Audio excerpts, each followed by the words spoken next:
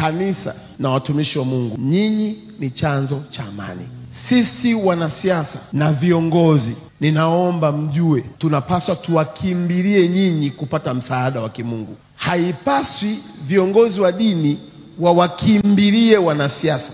Wanapaswa wanasiasa wawakimbilie viongozi wa dini, kwa sababu kwenu ndiko kuna usalama. Sasa maneno yangu yana maana gani?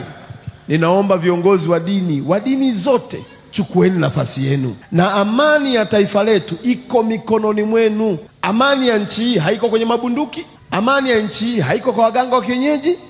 Amani ya nchi hii haiko kwenye elimu tulizonazo. Amani ya taifa la Tanzania iko mikononi mwa watumishi wa Mungu.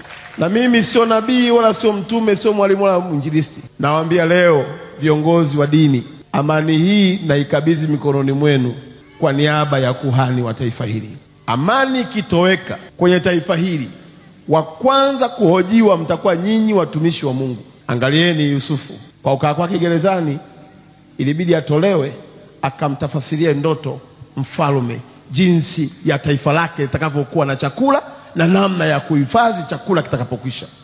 Natamani kuona Tanzania hii, rais wa nchi, makamu wake, waziri mkuu, awe nani, mpaka wakuu wa wilaya wanaenda kuwauliza watumishi wa Mungu tufanye nini ili tuwe salama katika taifa letu.